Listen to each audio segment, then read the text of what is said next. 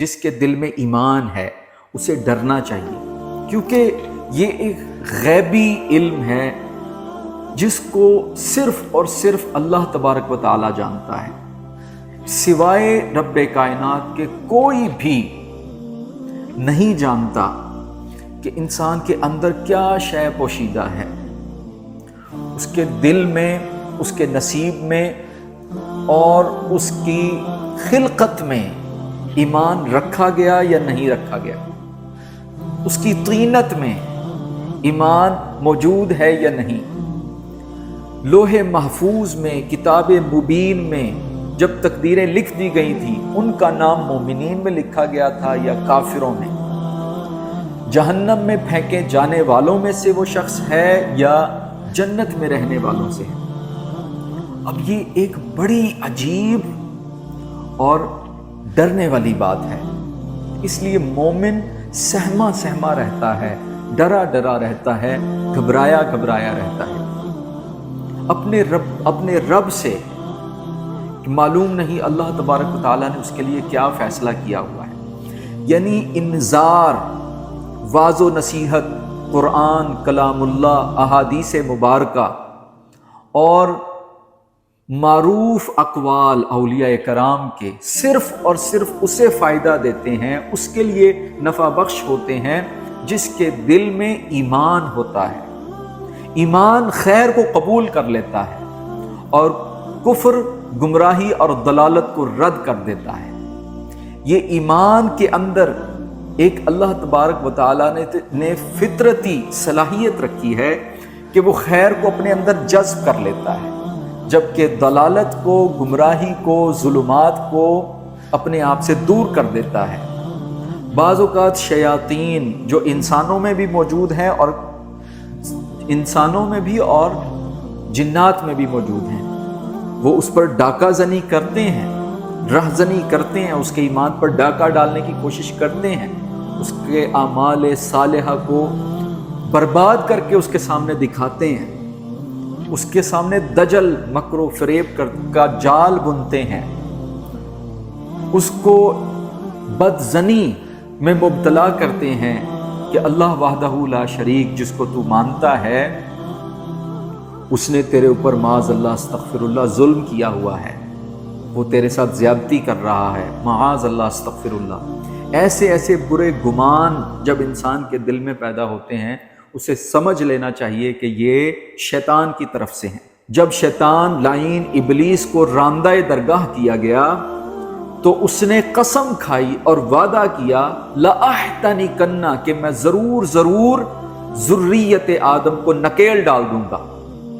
جس طرح جانور کو لگام ڈالی جاتی ہے، نکیل ڈال کر کھینچا جاتا ہے، ہانکا جاتا ہے، شیطان نے کہا کہ میں اس طرح سے آدم علیہ السلام کی اولاد کو نکیل ڈالوں گا، ان کو ہانکوں گا، ہر طرف سے اس پر حملہ آور ہوں گا، جنود کے ذریعے اور دجل، مکر و فریب کے ذریعے اور بدزنی کے ذریعے۔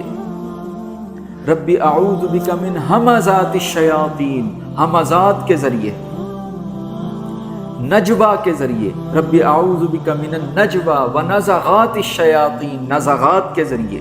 یہ اس کے کئی طریقے ہیں واردات کے، رہزنی کے، ڈاکہ زنی کے، جب وہ کسی بندہ مومن کے ایمان پر ڈاکہ ڈالتا ہے۔ لیکن ایمان کی بھی ایک قوت ہے، اس کی خود کی ایک صلاحیت ہے۔ ایمان خود اندر سے ریزسٹ کرتا ہے، یہ اللہ تبارک و تعالیٰ کا نظام ہے۔ ایمان خود فائٹ کرتا ہے اندر سے۔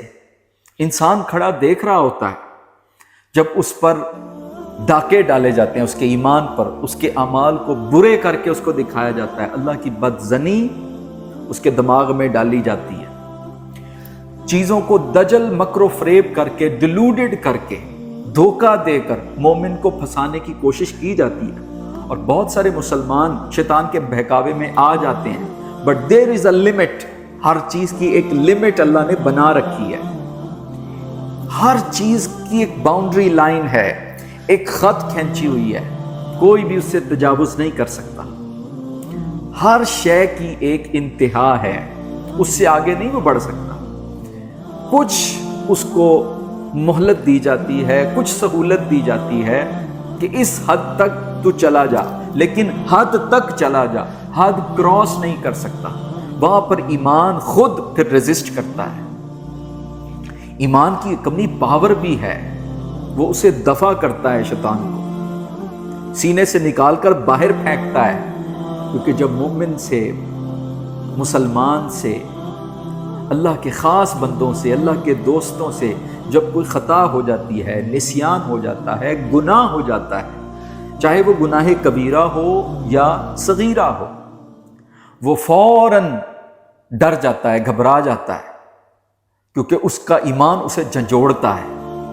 تو جیسے ہی وہ ایکٹیو ہوتا ہے, الرٹ ہوتا ہے, شیطان بھاگ جاتا ہے. یہ ایمان کا کرنٹ ہے جو اس کو لگتا ہے. ایمان آگ کا گولا پھینکتا ہے شیطان پر, شیطان بھاگ جاتا ہے. ہر ایک کے لیے ایک باؤنڈری لائن ہے, ایک خط کھینچی گئی ہے, ایک لمٹ ہے, اس لمٹ کو کراس نہیں کر سکتا. اور قرآن پاک میں ہے شیاطین آسمان کی طرف جاتے ہیں, لیکن وہاں پر ایک مقام ہے جہاں فرشتے اس سے آگے نہیں آنے دیتے. پھر شیطان کی طرف آگ کے گولے پھینکے جاتے ہیں. تمام کی تمام چیزیں کنٹرولڈ ہیں, ہر چیز ایک سسٹمیٹک طریقے سے چل رہی ہے. There is a boundary line for every single individual. There is a limitations for every single creation. ہر ایک کے لیے ایک مقام ہے. وَمَا مِنَّا إِلَّا لَهُ مَقَامٌ مَعْلُومٌ.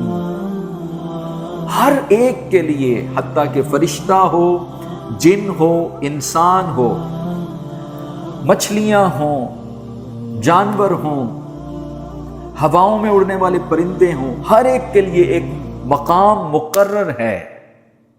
There is a specific place for them جہاں وہ ٹھہر سکتے ہیں, اور وہاں ٹھہرنے کا وقت معلوم, ایک وقت بھی معلوم ہے اور مقرر ہے, متعین ہے, مکتوب ہے, مرقوم ہے. وہ اس کو کراس نہیں کر سکتے.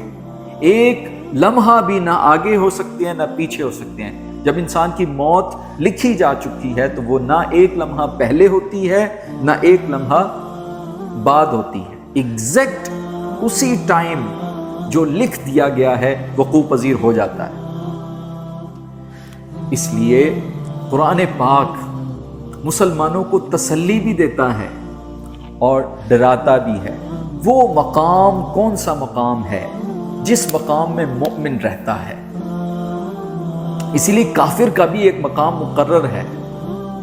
اگر اس کے نصیب میں ہدایت نہیں لکھی تو وہ کبھی بھی ایمان نہیں لائے گا.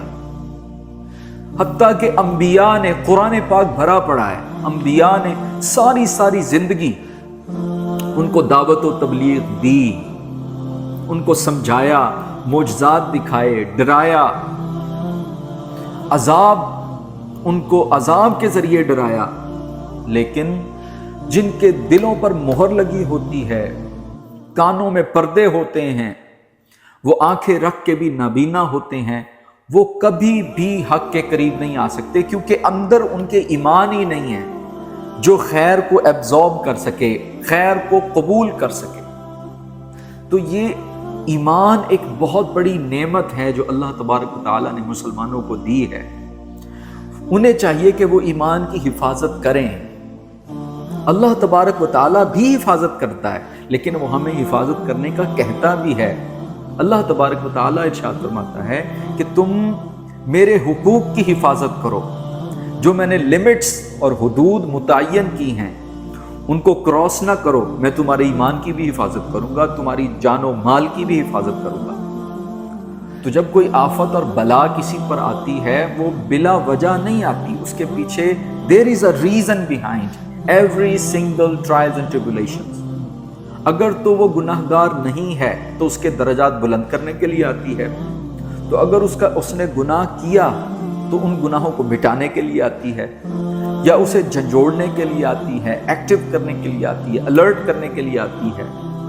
تو بلاؤ مصائب بھی مومن کے لیے رحمت ہوتے ہیں اور کافر کے لیے سراسر اس دنیا میں بھی ذلت و رسوائی ہے، آخرت میں تو